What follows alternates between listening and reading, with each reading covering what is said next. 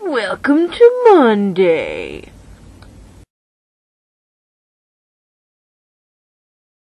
Enjoy your challenge, Chris. Not gonna be good. Transportation and import have also learned to change you from your wife and bet you hit her so unlike yourself. Tedious at word to tell and harsh to hear.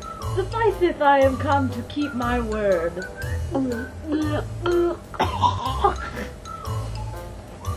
Though in some part enforced to digress, which at more leisure I will so excuse, or you shall well be satisfied withal. But where is Kate? I stayed too long from her. The morning wears. 'Tis time we were at church. I'm the jerk man she's going to marry. Not your bride in these unreverent robes. Go to my chamber, pour on clothes of wine. Not I, believe me, so I'll visit her. But thus I trust you will not marry her? Good sooth, even thus.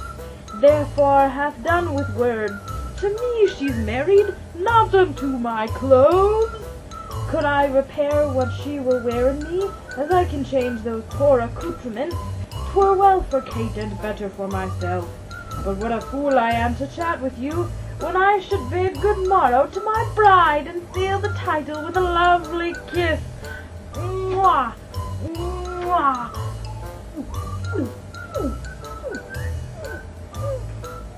I'll after him and see this event of his.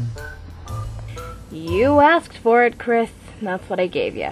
So that was obviously one of my favorite literary characters, is Petruchio from Taming of the Shrew. And then to answer Rachel's question, if my life is a book or if I were writing an autobiography, what part would I definitely include?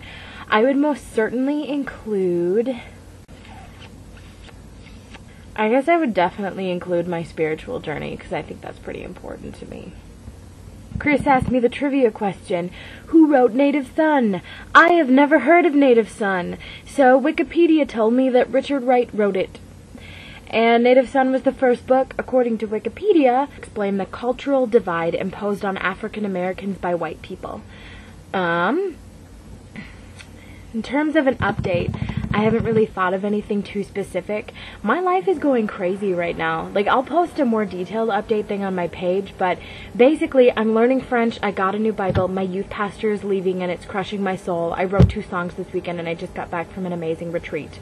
I finished The Shack and it was really, really good, and I know that you're all going to be reading it in a few weeks. My challenge for Chris, I guess because I challenged Rachel last week, is to do some of next week's video in Shakespearean tongue. And my question for everyone is, who is your favorite historical figure of all time? Because mine is obviously and undoubtedly Shakespeare. So my trivia for this week is in honor of a book that I got from Kelly MacDonald and Taylor Tiedemann at my grad party a couple weeks ago. The book is called Filthy Shakespeare, Shakespeare's Most Outrageous Sexual Puns, and it's really, really dirty and really strange to read. So my trivia questions for Rachel are as follows. Trivia number 1. Name that play. One character takes the words of the other and finds a meaning in it that was not intended and flings it back with another meaning in a bantering pattern that gets more and more sexy. Every single conversation between Petruchio and Catherine in blank is a finely orchestrated example of this. Trivia number 2. Name that play.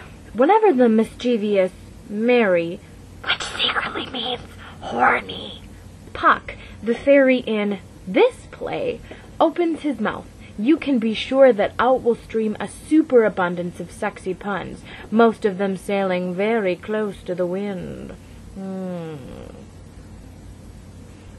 P.S. Last week's answer was mice, and that's my video. I hope you enjoyed it. This book is disgusting.